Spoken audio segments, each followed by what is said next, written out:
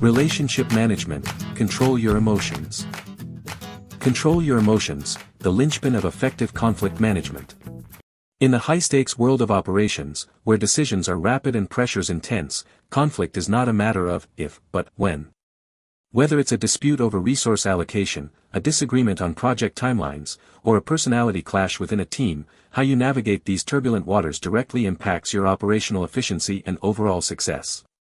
In this context, emotional control refers to your ability to recognize, understand, and manage feelings, particularly in challenging or confrontational situations. It's the conscious choice to respond thoughtfully rather than react impulsively. Purpose. Mastering emotional control in conflict management is multifaceted and profoundly impactful on your effectiveness as an operations leader. Prevent escalation. The immediate and most vital purpose is to de-escalate potential conflicts before they spiral out of control. An uncontrolled emotional outburst acts as gasoline on a fire, whether yours or someone else's. By controlling your reactions, you create a space for rational discourse. Maintain professionalism and credibility. As an operations manager, you are a leader. Your team, stakeholders, and superiors look to you for stability and sound judgment. Losing your temper or displaying emotional fragility undermines your authority and erodes trust. Emotional control reinforces your image as a competent and reliable leader. Facilitate objective problem solving. Powerful negative emotions, such as anger or frustration, can cloud judgment and impair decision-making. When you are emotionally charged, your ability to analyze facts, consider alternatives, and identify optimal solutions is severely hampered.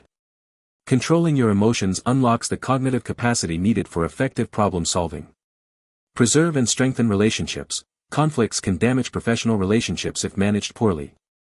Conversely, if handled with emotional intelligence, they can strengthen bonds by demonstrating respect, understanding, and a commitment to resolution. Controlling your emotions allows for constructive dialogue, even when opinions diverge. Enhance personal well-being and resilience. The emotional toll of constant conflict can be immense. Mastering emotional control isn't just about managing others, it's about managing your stress and mental equilibrium. This resilience is crucial for sustaining peak performance in a demanding operational environment. Process flow. Mastering your emotional response in conflict. Achieving effective emotional control is not a switch that can be flipped. It's a process of self-awareness, conscious practice, and strategic intervention. 1. Identify the trigger. Awareness is power. What are your personal hot buttons? What specific situations, phrases, or behaviors typically ignite your strong emotional response? Is it being questioned, disrespected, facing incompetence, or dealing with last-minute changes? Physiological cues. Learn to recognize the physical signs that indicate your emotions are rising: increased heart rate, flushed face, tense muscles, shallow breathing. These are your early warning signals. 2. Pause and breathe. Create the gap. The critical moment. Do not react immediately when you feel a trigger or an emotional surge. It is the most crucial step. Deep breathing. Take a few slow breaths. This simple act can physiologically calm your nervous system. Count to 10. A classic for a reason. It takes just a precious second to shift from an emotional reaction to a thoughtful response. 3. Acknowledge and label the emotion, name it to tame it. Internal self-talk. Silently acknowledge your feelings. I'm feeling angry, I'm frustrated, I'm feeling disrespected. Avoid judgment. Don't judge yourself for feeling these emotions. Emotions are natural. The goal is to control how you act on them. 4. Reframe the situation, shift your perspective. Seek understanding, not blame. Instead of focusing on who is wrong, try to understand the other person's perspective or the underlying issue. Ask yourself, what is their objective? What pressure are they under? Focus on the outcome, redirect your thoughts from the immediate emotional impact to the desired resolution. What is the most productive way to move forward? Consider the long-term impact. Will an emotional outburst serve your long-term operational goals or damage critical relationships? 5. Choose your response, intentional action.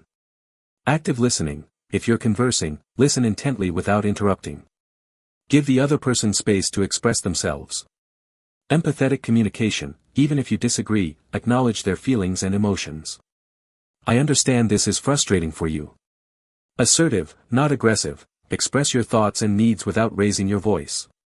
Request a break, if needed suggest a brief pause if emotions are too high for a productive conversation. Let's take 5 minutes to gather our thoughts and reconvene.